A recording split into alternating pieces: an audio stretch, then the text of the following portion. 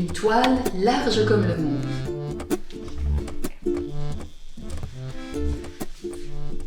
Doodseng. Première partie, janvier. Il est allongé au fond de l'océan. Il est immobile, longiligne et tubulaire, gris ou peut-être noir. Dans l'obscurité, on ne sait pas très bien. Il ressemble à ce qui se trouve dans nos salons, derrière nos plaintes, entre le mur et la lampe, entre la prise de courant et celle de l'ordinateur. Un vulgaire câble. Appelons-le Flynn. Au fond de l'océan, on dirait qu'il neige, comme lorsque l'écran se brouillait sur les anciens téléviseurs cathodiques. C'est poétique et organique. Des cadavres de poissons émiettés, des détritus du monde entier pulvérisés qui tombent depuis la surface. Dans le noir absolu des fonds océaniques, ce sont des flocons gracieux qui mettent 6 mois à atteindre le câble, mais ne le recouvrent pas, ne créent pas de duvet. L'analogie avec la neige s'arrête là. Tout a commencé avec un bathyscaphe. Ce sous-marin spécialisé dans les grandes profondeurs devait traverser l'Atlantique, trouver un trajet idéal pour Flynn, pour que son long corps, 7000 km tout de même, puisse s'étendre des plages bretonnes aux côtes américaines, pour que ne survienne devant lui aucun obstacle, aucun canyon abyssal ou volcan sous-marin. La dorsale océanique, sorte de colonne vertébrale traversant l'Atlantique, du nord au sud et marquant la liaison des 2 plaques continentales, devait, elle, être franchie. C'était une nécessité logique.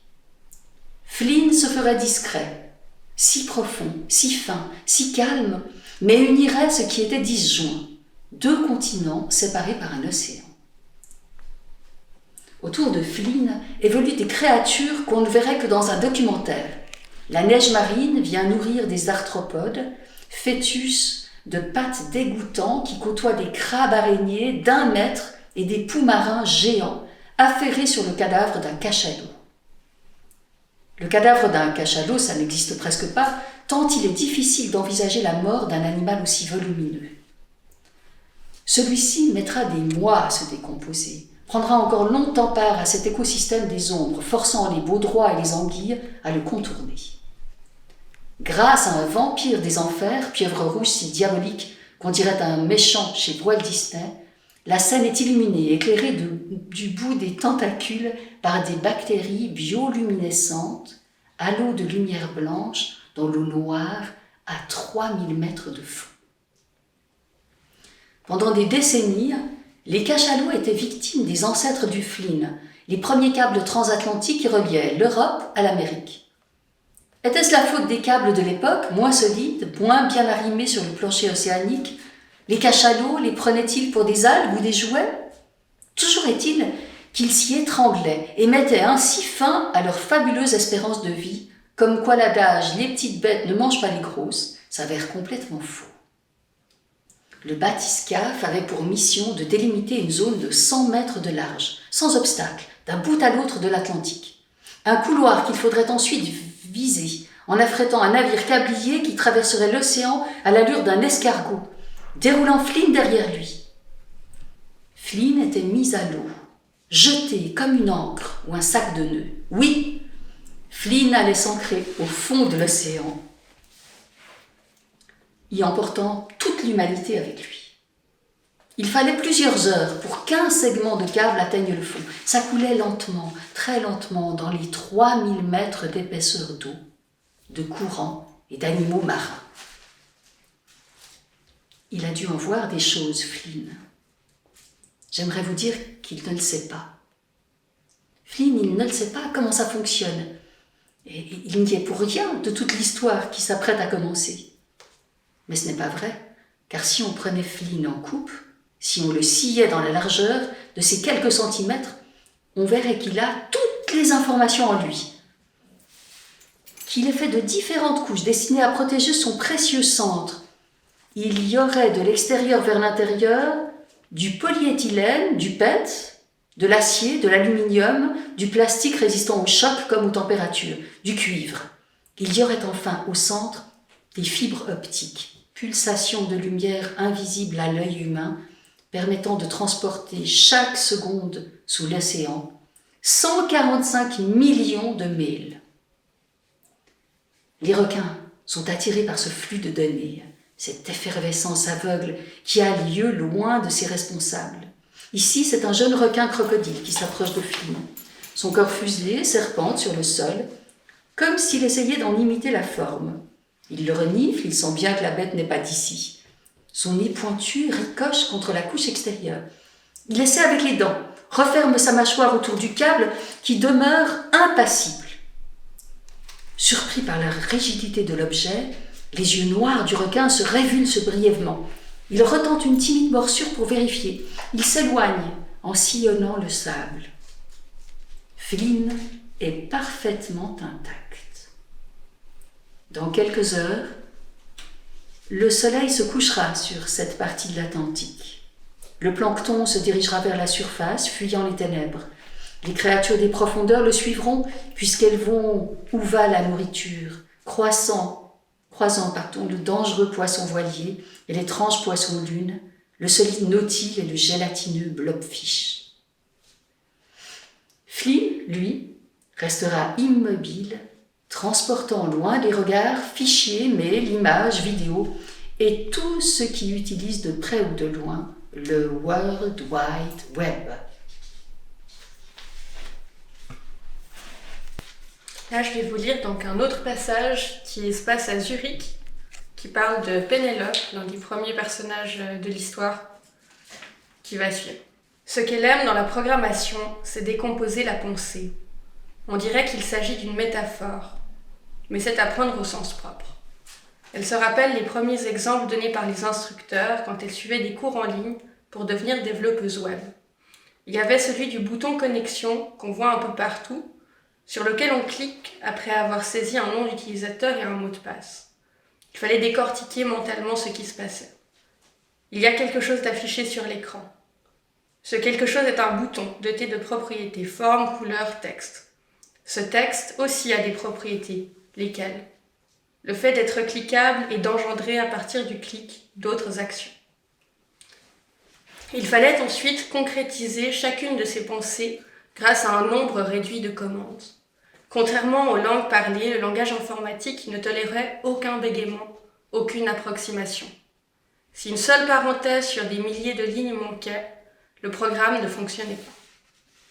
Si le langage ne permettait pas de faire une action, c'est qu'il fallait la décomposer en actions plus petites, encore et encore et encore.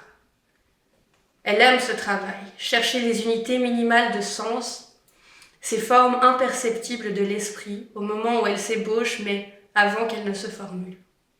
Elle développe désormais des sites entiers, comme une divinité concevrait des univers. Mais la programmation l'oblige toujours à visiter les plus infimes canalisations de sa pensée, les veines du monde, leur système nerveux.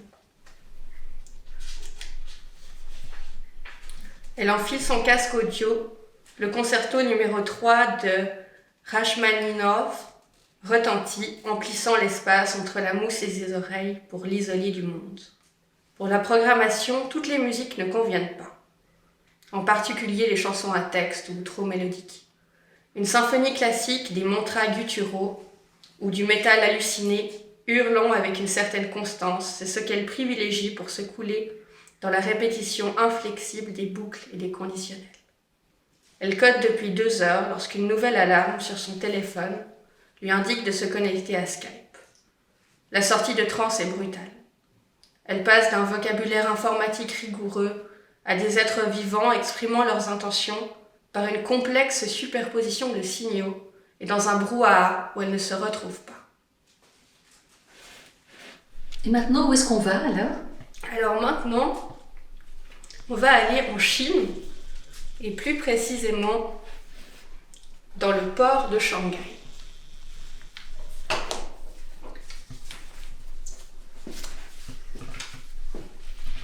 La plupart des gens ont besoin d'eau, d'oxygène et de nourriture.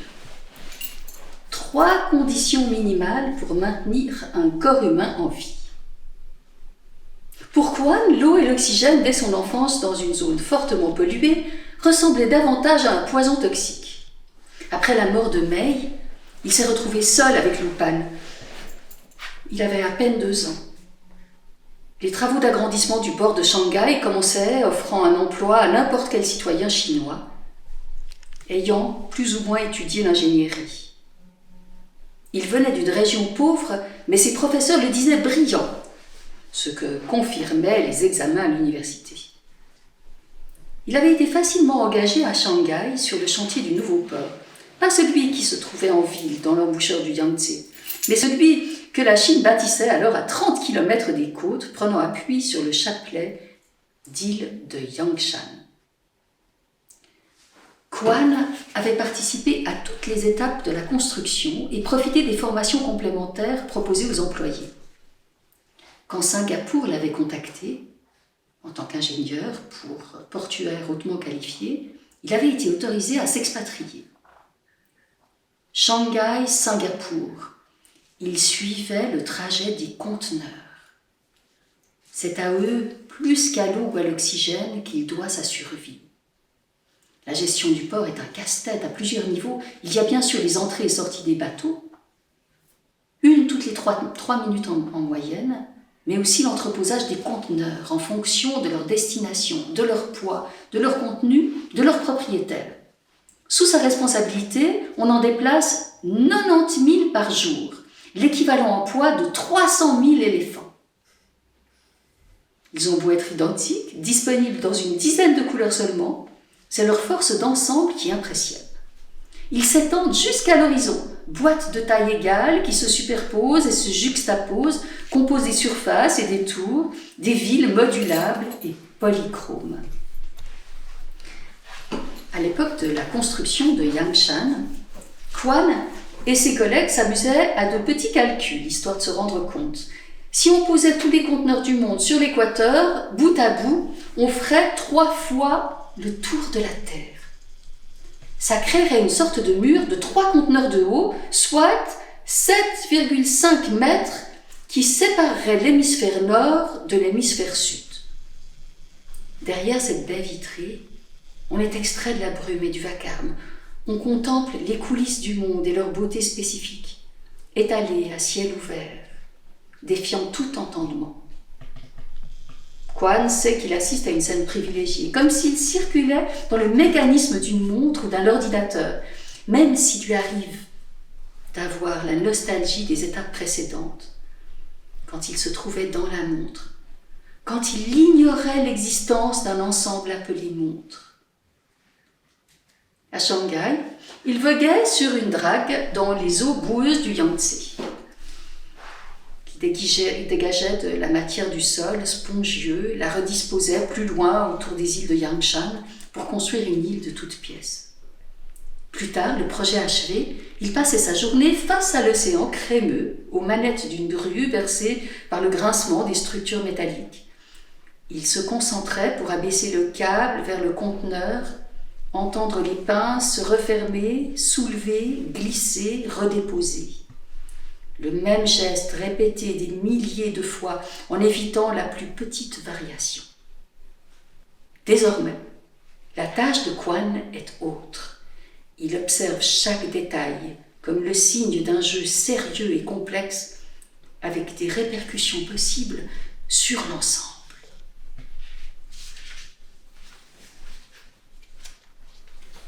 Maintenant, on va où ? Et maintenant, on va aller aux États-Unis, dans le café-librairie d'Oliver, qui est un autre personnage de l'histoire qui vit avec son ami et son amie à Portland, en Oregon.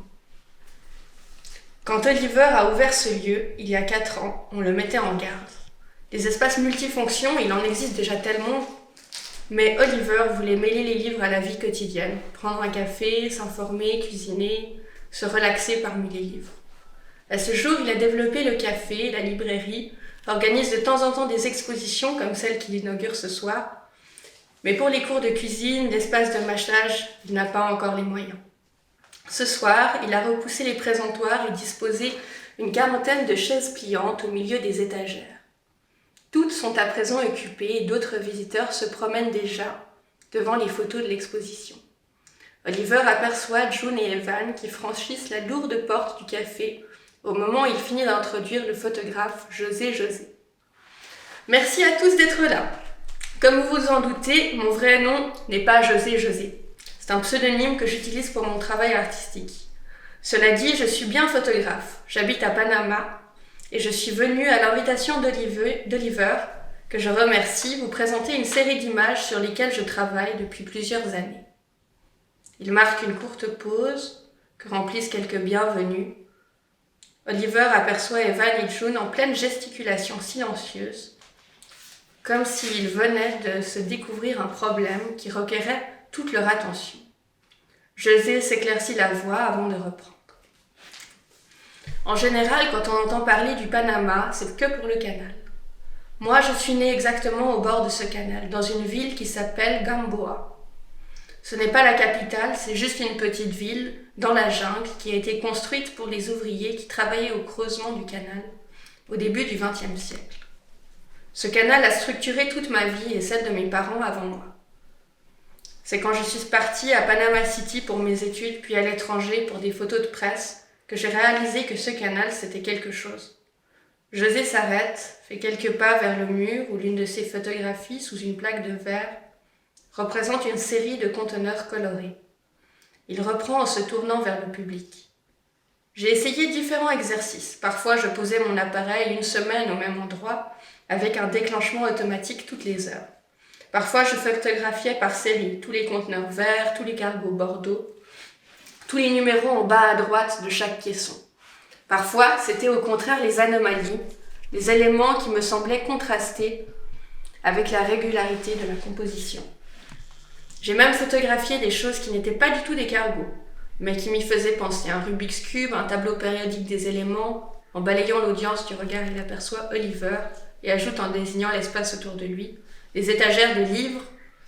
Les gens rient, José leur sourit et en profite pour rentrer dans le vif du sujet. Mais il y a une différence avec les livres. Un livre, vous pouvez l'ouvrir, le feuilleter. Le Rubik's Cube, on le tourne, on sait que le but est d'aligner les couleurs, mais que la matière est la même pour toutes les touches. C'est du plastique ou du bois, mais c'est écrit sur l'emballage. Ces conteneurs, personne ne sait ce qu'il y a dedans. Il s'arrête, mesure l'effet de ses dernières paroles. Un homme imposant attend que les silences s'installent avant d'intervenir d'une voix forte. Comment ça se fait ? Comment ça se fait que personne ne sache ce qu'il y a dedans ? La seule obligation légale de l'expéditeur est de poser sur le conteneur une étiquette qui ne dit pas ce que le conteneur contient, mais ce qu'il peut contenir. C'est la formulation officielle, un peu comme sur les produits d'épicerie. Mais ça ne donne aucune certitude sur le contenu réel. Après le 11 septembre, les États-Unis ont décidé de scanner 100% des conteneurs dans les ports en les faisant passer dans les portiques à rayon X, comme pour les bagages dans les aéroports. Mais le fait est que ça prend du temps et qu'on ne veut pas ralentir toute l'économie mondiale pour ça. Donc on ne scanne que 2% des conteneurs. José se réjouit de susciter ce qu'il voit maintenant dans les yeux de son public. Photographier est une manière d'enregistrer le regard qu'il porte sur le monde et de le transmettre à autrui. En l'occurrence, il leur donne à voir qu'une opacité frustrante. Je devine sur vos visages que vous êtes surpris, peut-être même en colère, mais laissez-moi vous évoquer un mot, cécité. Dans le commerce maritime, on utilise l'expression la cécité des mers. Ça veut dire que parce que le commerce maritime a lieu sur les mers et dans les ports, donc loin de nous, on ne voit rien. Même si 90% de ce que nous consommons, nourriture, informatique, vêtements, arrive par là, on ne voit rien. Quand il y aura une marée noire, c'est souvent en plein océan, donc on ne voit rien. Quand il y a une marée blanche, c'est-à-dire un cargo qui déverse des produits de nettoyage chimique dans l'eau, on ne voit rien non plus. Les naufrages, les conditions de vie des marins, ce qu'il faut pour assurer la marchandise de ces cargos, qui vaut parfois des milliards, on n'en entend jamais parler. Les propriétaires de ces compagnies gagnent autant que Bill Gates ou Mark Zuckerberg, mais ils sont beaucoup moins médiatisés. José suspend un instant son discours, un léger sourire aux lèvres. J'ai l'air de m'égarer, mais je voulais juste vous dire que cet aveuglement, cette cécité, c'est l'inverse de la photographie. J'ai fait ces photos où je vous montre qu'il n'y a rien. Enfin, je vous montre qu'on nous montre qu'il n'y a rien. Il s'arrête de nouveau, joint ses paumes devant la poitrine, en signe de conclusion. Et maintenant, nous retournons à Shanghai, en Chine. Le papier peint des 4 murs de la chambre de Lupin est un monde en soi. Son père l'a choisi pour des raisons confuses. Il voulait qu'il lui rappelle sa Chine natale, ses paysages de brume, sa végétation aussi délicate que la caresse d'un pinceau. Mais il voulait aussi qu'il lui rappelle sa richesse, le chemin parcouru depuis cette ville minière du Nord, Baotou, dont Lupin n'a aucun souvenir. Éliminer donc les papiers peints, bon marché, les caractères chinois vulgarisés comme sur un training occidental de la fin du XXe siècle, le grain plastifié qui ressemble à une plage en mousse de polystyrène. Non, au final, tous les murs de l'appartement se retrouvent tapissés de paysages aquatiques raffinés, carpes coilles et fleurs de lotus, nénuphars et libellules, dégradés du vert au gris rappelant la peinture traditionnelle sur soie. Plusieurs fois par jour, Lupin s'en approche, colle son nez au papier peint et y discerne de nouveaux détails. La transparence d'une nageoire, la nervure d'un pétale, les nénuphars, gros nuages doux et protecteurs dans cette eau sombre comme un ciel. Et là, de retour en Europe. De retour en Europe avec du coup Pénélope, qu'on a déjà vu avant. Dont les vies en fait se passent, toutes les vies des personnages se passent simultanément sur divers continents, dans divers pays. Les yeux à peine ouverts, elle marche vers la machine à café, en soulève la petite excroissance chromée qui fait office d'interrupteur. Ce bruit-là n'est pas numérique, c'est un bruit d'objet réel, un bruit de quelque chose qui bouge. Ça s'enclenche, ça chauffe à l'intérieur, elle ne sait pas trop comment ça marche. Ce qu'elle sait, c'est qu'il y a tout de même un câble dans la machine et un autre qu'il faut brancher sur le secteur. Quand elle retourne dans la chambre et lève le store, douleur mécanique des muscles encore endormis, des nuages gonflés de pluie apparaissent. Elle s'en contente. Comme elle travaille depuis la maison, elle préfère que le ciel lui encourage. Elle revient à la cuisine, presse un citron, qu'elle additionne d'eau tiède, plonge une pastille de vitamine effervescente dans un verre d'eau, fait couler le café noir, bien serré, dans une tasse à espresso. Elle dispose des 3 récipients sur un petit plateau qu'elle emporte dans sa chambre. Elle se remet au lit, dos calé par les coussins, couverture remontée sur les jambes. La dernière pièce de la composition est l'ordinateur portable qu'elle attrape sur sa table de nuit et déploie devant elle. Ce matin, Mathéo n'est pas là pour se moquer gentiment de ses habitudes, mais elle sourit elle-même, imaginant leur débat dans la cuisine. Elle ne voit toujours pas comment le jus de citron qui est tellement acide peut être bon pour la digestion.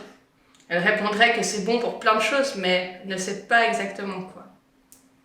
Et quand elle demanderait un 5e café plus tard dans la journée, Mathéo soupirerait. Ce petit plateau, ces 3 récipients, sont le reflet de ses contradictions. Sur le site qu'elle ouvre sur l'ordinateur, elle saisit le numéro de vol de Mathéo. Une forme de carte du monde apparaît, recouverte d'icônes en forme d'avion qui lui font chaque fois penser à des insectes. L'agglutinement sur certaines zones, l'Europe, les États-Unis, des liaisons atlantiques, est spectaculaire. Elle observe le balai des vols quotidiens et leurs mouvements microscopiques sur la carte par à coups de pixels en temps réel. Elle se déplace ensuite vers l'icône rouge, celle qui représente l'avion de Mathéo et dont le tracé depuis Zurich est indiqué par un dégradé arc-en-ciel en fonction de l'altitude. Mathéo est là, dans ce Boeing 777 à destination de Singapour, à 11 887 mètres au-dessus de l'Inde. Elle consulte ses mails, les réseaux sociaux, la presse en ligne. Sur Pinterest, elle fait défiler des images. Un canapé moutarde devant une tapisserie, au motif végétal, une minuscule maison écologique et des objets à fabriquer soi-même. C'est un univers doux qui l'absorbe. Il règne une forme de beauté et d'éloge du pur souhait, du pur désir, de la perte de temps. Sur un blog lifestyle, elle retient un rire en cliquant sur l'article « Ce que votre lobe d'oreille dit de votre rapport au monde ». Elle l'enregistre sur son ordinateur dans un dossier qui change de nom au fil des années. Inclassable, divers, absurde. Dans la colonne de droite d'un média en ligne, une publicité pour une compagnie d'assurance la surprend. C'est écrit « Chez nous, votre conseiller a un nom et un prénom ». Et l'encadré coloré, clignotant, retient son attention un instant. Le bruit de la rue par la fenêtre entr'ouverte, les gens qu'elle imagine serrés dans le bus pour se rendre au travail, la multiplication mondiale de ces automatismes de normalisation de la vie, tout cela soudain l'étouffe, comme si elle se trouvait elle aussi dans le bus. Elle se demande qui a inventé ce slogan, elle se demande comment s'appelle la caissière du supermarché à 100 mètres de chez elle, où elle se rend tous les jours. Elle se répète la phrase « Comment pourrais-je ne pas connaître son nom et son prénom ? Comment pourrais-je ne pas connaître son nom et son prénom ? Comment pourrais-je ne pas connaître son nom et son prénom ?» Elle se demande comment elle, il, on en est arrivé là. Elle revient à l'écran, paradoxalement rassurant d'une nouvelle matinale. Conflit en mer de Chine, touriste mort en prenant une selfie. Et du coup, on va continuer avec Pénélope, mais plus tard, bien plus tard dans l'histoire. Pénélope avale une bouchée de lasagne entre deux lectures, clique et fait défiler, ouvre des onglets, des applications, petites entités numériques agiles qui ricochent à la surface du web. Sans qu'elle sache comment, sait-on jamais retracer le chemin de quoi que ce soit sur Internet, elle tombe sur un site qu'elle ne se connaissait pas et dont elle s'étonne qu'il soit encore en ligne. Le site a tout simplement pour thème principal le fait d'éteindre Internet. Elle avouera bien plus tard, quand tout cela fera partie de l'histoire, qu'elle pensait tomber sur des illuminés. Les théories conspirationnistes ne manquent pas sur le web. Mais en survolant les catégories, en lisant quelques pages, elle se rend rapidement compte qu'elle a tort et que tout semble parfaitement pertinent. Le site existe depuis 1 mois, mais s'étoffe de manière exponentielle, s'inspirant des pannes les plus célèbres récapitulées sur la page Exemple. 2006. Tremblement de terre de Hengchun, au sud de Taïwan, prive d'Internet de nombreux pays asiatiques et perturbe le marché des changes. 2007. Les pirates dérobent 11 km de câbles reliant Hong Kong, la Thaïlande et le Vietnam, provoquant des ralentissements dans ces 3 pays. 2011. Le gouvernement de Moubarak coupe l'accès à Internet pendant 5 jours. 2011, encore. Une grand-mère arménienne sectionne un câble en labourant son champ et coupe toute la Géorgie d'Internet pendant 5 heures. 2014. La panne importante à l'échelle mondiale suscitée par le dépassement de la limite des 512 000 routes que d'anciens modèles de routeurs ne peuvent plus prendre en charge. 2016. Une cyberattaque rend inaccessible la plupart des grands sites d'Amérique du Nord pendant une dizaine d'heures. La simple idée qu'Internet puisse être éteint, volontairement ou non, n'a jamais effleuré Pénélope. Songerait-on à se priver d'air ou d'eau potable ? Elle se formule cette remarque pour elle-même, tout en s'en disant qu'elle exagère. Et que par ailleurs, oui, l'être humain s'adonne à quantité d'activités qui altèrent son air et son eau potable, sans se préoccuper outre mesure des conséquences. Elle se rend ensuite sur la page méthode, où sont récapitulées les causes susceptibles de provoquer une panne. Coupure de câbles, catastrophe naturelle, décision politique, piratage informatique, incendie, explosion, attentat dans un data center, pandémie, tempête solaire. On peut cliquer sur chaque élément et obtenir des détails. Cela s'est-il déjà produit ? Quels sont les moyens nécessaires ? La tempête solaire de 2012, qui aurait été détériorée toute trace électronique sur Terre si la planète était passée dans son sillage 1 semaine plus tôt, semble avoir marqué les esprits. Mais c'est la partie témoignage qui touche le plus Pénélope, une adolescente qui explique que sa jeune sœur s'est suicidée après avoir été la risée de son école sur les réseaux sociaux. Un trentenaire y expose sa colère contre le commerce en ligne qui a provoqué la faillite de l'entreprise familiale. Un étudiant zambien tempère. Grâce à Internet, il suit un cours en ligne au MIT et bénéficie ainsi des meilleures études du monde. Plus Pénélope avance sur le mystérieux site, plus ce qu'elle avait de la peine à déterminer, le sérieux de cette revendication semble se préciser. Elle passe le reste de la nuit à commenter le site, distillant son savoir informatique comme autant de traces de son identité. Revient à ses autres onglets, corrige des exercices effectués par les débutants sur des sites qui enseignent les bases du hacking. Ses paupières s'alourdissent, mais elle les sent à peine, grisées par la découverte du site, par la blancheur de l'écran et par la noirceur de la nuit, posée sur la ville comme une chape de silence. Elle s'apprête à aller se coucher lorsqu'un utilisateur inconnu la contacte par IRC sur le chat qu'elle a laissé ouvert toute la nuit pour communiquer avec quelques amis connectés. « Salut, je vois que tu t'intéresses aux pannes d'Internet, j'aurais un projet à te proposer. » Et maintenant, après ces quelques instants avec Pénélope, on va repartir en Chine, et cette fois pas à Shanghai, mais à Baotou. Pendant la semaine du Nouvel An chinois, les activités ralentissent. La fumée des usines ne faiblit pas, mais les gens sont chez eux, en famille. Lu Pan n'a aucun souvenir des lieux de son enfance et Quan tient à les lui rappeler. Alors, il profite du temps entre deux visites pour emprunter un taxi et parcourir la région. Lu Pan était trop petit quand il est parti, mais ce mélange de crasse et de lumière semble l'adoucir. Il parle à peine, écoute, ouvre les yeux, ne se plaint pas. Pense-t-il au papier peint de carpe coy qu'il a recouvert d'ordures dans sa chambre ? Pense-t-il aux blocs de terre qu'il utilise dans son jeu pour construire des maisons semblables à ses taudis ? Lors d'un de ses déplacements, la voiture dépasse un petit groupe de personnes arrêtées au bord d'un étrange lac noir, vêtues de gants et de bonnets aux couleurs identiques. Des Occidentaux, ce n'est pas si fréquent dans la région. Certains soulèvent d'épais bidons en plastique, d'autres fixent avec des jumelles l'étendue sombre et indéfinissable qui les sépare des cheminées d'usine. Lu Pan tourne exagérément la tête pour contempler la scène par la fenêtre. « C'est quoi ?» Quan fait signe au taxi de s'arrêter et de les attendre. Ils remontent la fermeture éclair de leur parka jusqu'au nez, dans ce mélange étrange de froid et de vapeur âcre, tiède, qui pique la gorge. Perpendiculairement à la route émergent de longs tuyaux horizontaux qui se dirigent vers le lac, soutenus par des tiges métalliques. L'embouchure de chaque tuyau est ouverte et crache un liquide mordoré qui se déverse dans ce lac à la fois noir, blanc, brun, violet, or, argent, cuivre. Sur l'autre rive, une digue souligne l'horizon, taillée de cheminées aux contours plus ou moins flous. Dans cet arrière-plan, une activité intense s'établit dans les nuages, alors qu'au premier plan, ce lac immobile, ce lac sans eau, semble n'être qu'une manifestation énigmatique. Un homme s'est détaché du groupe occidental et s'approche du lac, dont il photographie la boue visqueuse sous tous les angles. L'interprète qui l'accompagne le prévient en anglais.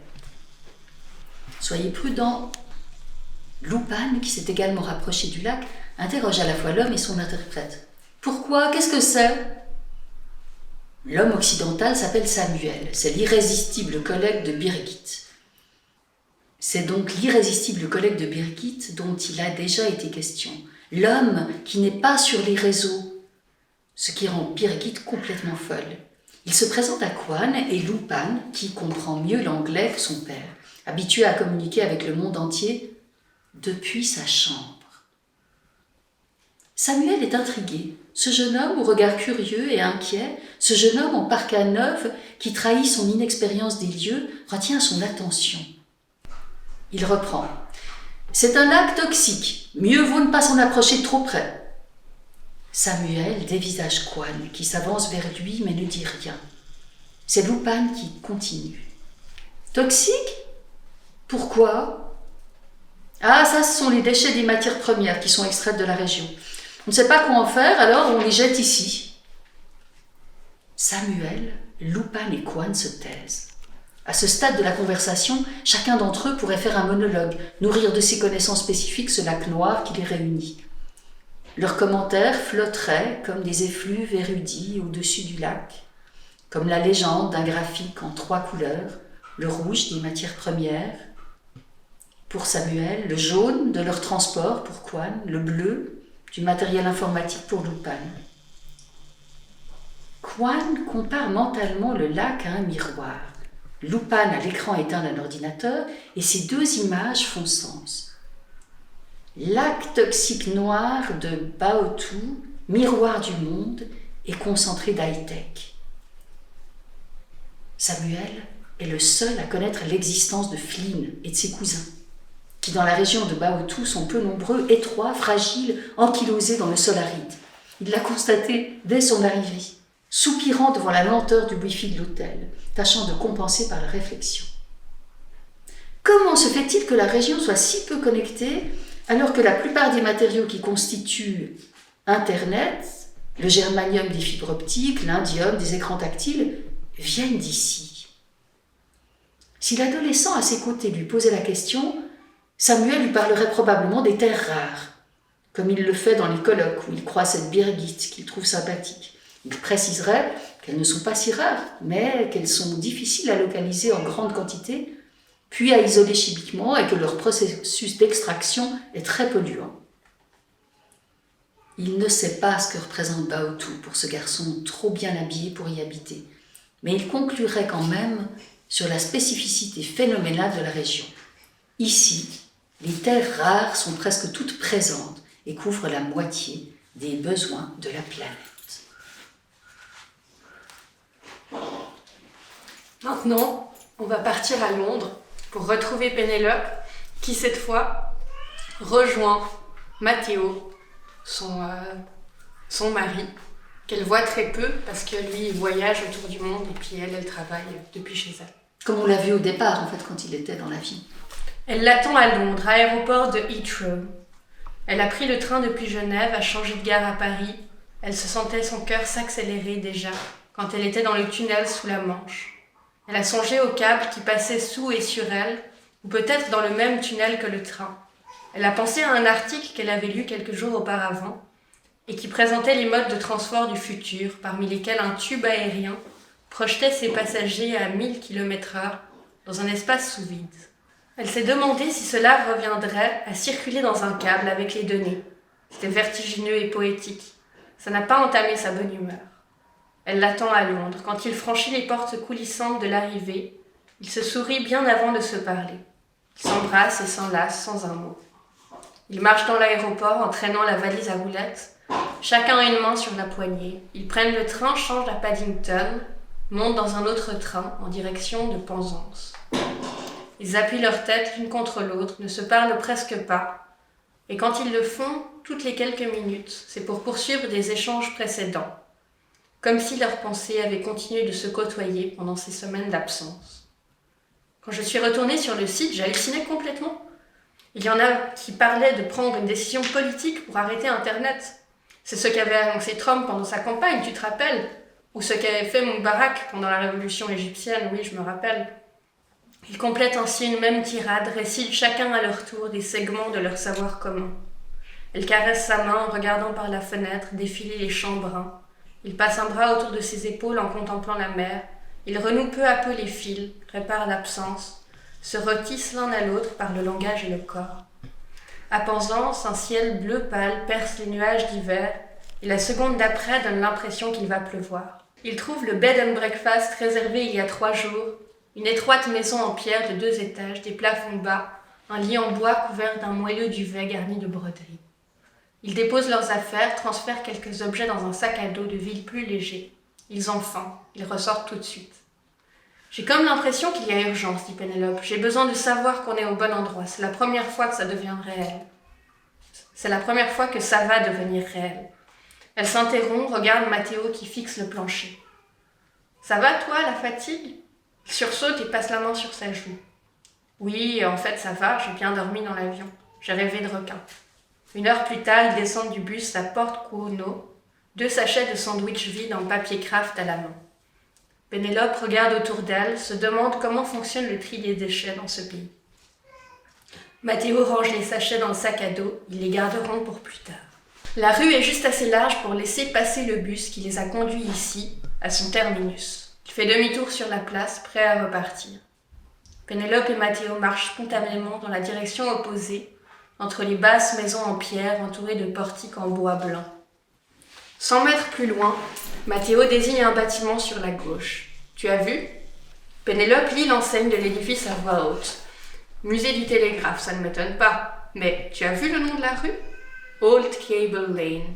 Il passe encore devant le Cable Station Hotel avant de rejoindre le parking, dernier lieu bétonné avant la plage. En cette saison, l'endroit est désert. Pénélope grelotte et remonte la fermeture de sa doudoune jusqu'au menton. Elle s'arrête pour attendre Matteo, l'enlace en silence, explique à quoi ils doivent s'attendre. Je crois qu'il y a plusieurs chemins qui descendent vers la plage. En tout cas, c'est ce que j'ai vu sur Google Maps. Je propose qu'on en suive un, et si on arrive sur la plage sans avoir rien trouvé, on en cherchera un autre, ça te va? Matteo enfile son bonnet et enserre ses cheveux bouclés que le vent rabat sur son visage. C'est beau, mais c'est pas très grand. Tu es sûr que c'est là? Non. Matteo émet un bref rire résigné. Ils entament la descente par le premier chemin. Comme prévu, le sentier se sépare en trois. Mais la relative petitesse de l'espace, une crique triangulaire, une plage blanche, un delta ouvrant sur l'océan, permet d'embrasser l'ensemble d'un seul regard. Parmi les buissons desséchés se dresse une cabane sans enseigne qui ressemble à un poste de sauveteur et dont Matteo s'approche. Contre la façade, une bouée et un téléphone d'urgence sont installés à côté d'un immense panneau jaune portant le symbole attention. Possibility of exposed telephone cable, risk of tripping, entanglement and injury. Pénélope marche sur la plage à la recherche de ces câbles enfuis dont on prévient les baigneurs. Ses pieds rasent le sol pour enlever à chaque pas quelques centimètres de sable qui s'en va, poussé par le vent vers l'intérieur des terres. En levant les yeux, elle aperçoit Matteo qui s'est agenouillé, a entrepris de monter des petits châteaux de sable entre ses mains. La roche granulaire est trop friable, elle ne tient pas. Les châteaux s'écroulent sitôt qu'ils sont érigés. Mais Matteo persévère, répétant les mêmes gestes. Quand Pénélope s'approche de lui, il se résigne enfin. Bon, ça ne marche pas. Elle rit, il souffle sur ses mains gelées par l'humidité pendant qu'elle revient au câble. Je n'en vois pas sur la plage, mais quand même, je ne pensais pas qu'on trouverait si facilement une mention des câbles dans le coin. Tout est câble ici, ça fait partie de l'histoire de la région. Matteo regarde le sol. Il commence toujours par regarder le sol quand s'amorce une discussion sérieuse dont il sait que l'issue peut être grave. Se tourne ensuite vers Pénélope avec une voix hésitante. « Alors, on va vraiment le faire ?»« Oui. Franchement, je ne peux pas retourner travailler dans un open space et je ne veux pas non plus passer ma vie à t'attendre parce que tu installes des câbles à l'autre bout du monde. On fait chacun une partie du puzzle sans être d'accord avec l'ensemble. Si on arrête Internet, nos deux jobs disparaissent, en même temps, et on sera peut-être forcé de prendre une décision. Je ne sais pas, peut-être qu'on changera de vie. Je sais que ça peut nous attirer de sérieux problèmes, mais je suis prête à prendre le risque. » Elle laisse passer une seconde avant de s'esclaffer, consciente de l'énormité du projet qui tout à coup s'esquisse. Elle se tourne vers Matteo. « T'es pas d'accord ?» Matteo lance une boule de sable dans la mer. « Si, je suis d'accord. J'aime bien te voir comme ça. Tu n'as plus peur de sortir, de prendre tes responsabilités, alors oui, je suis d'accord, on le fait. Tu sais que c'est un challenge. Le plus probable, c'est que ça échoue. Au mieux, il y aura une panne de quelques heures, quelques jours. En tout cas, moi, j'ai besoin de le faire, de voir ce que ça donne. C'est marrant, on passe notre temps à connecter le monde entier, et pour une fois qu'on est seuls tous les deux, on envisage de tout couper. On n'est pas si seuls. Il y a 3 milliards d'internautes qui passent juste sous nos pieds. Et si tu veux vraiment savoir, il y a des services secrets à quelques kilomètres d'ici, qui écoutent tout ce qu'ils veulent. Et pour le dernier passage, on va retourner vers Oliver et June, du coup de nouveau en Amérique, qui sont cette fois près de la plage et qui sont pas à leur travail. Oliver surgit dans le dos de June, complètement nu, un magazine à la main. Il se plante à côté d'elle, une main sur la hanche, le magazine dans l'autre, le regard dans le vide, comme s'il s'adressait à June tout en contemplant un étonnement intérieur, une information dont il ne revient pas. Tu te rappelles quand tu parlais des requins, du scalène et des métaux lourds qui s'accumulent en remontant la chaîne alimentaire ? June le regarde d'un air sceptique et amusé, se réjouissant de savoir où il veut en venir. Oui, et nous on s'empoisonne aux métaux lourds parce qu'on est nous-mêmes au sommet de la chaîne alimentaire. Oliver reprend. Je viens de lire un article incroyable sur la Rome antique. Il semblerait, enfin certains historiens le pensent en tout cas, qu'une des causes de l'effondrement de l'Empire romain soit un empoisonnement progressif au plomb. Comment peut-on s'empoisonner progressivement ? C'est l'effet de l'accumulation dont tu parlais, tu sais. La noblesse faisait des banquets, ils étaient allongés, buvaient, mangeaient dans des grands vases qui contenaient du plomb. On y faisait même cuire les aliments. On ignorait que le plomb était toxique pour l'organisme. Enfin, certains médecins s'en doutaient, mais ils ne pouvaient pas le mesurer.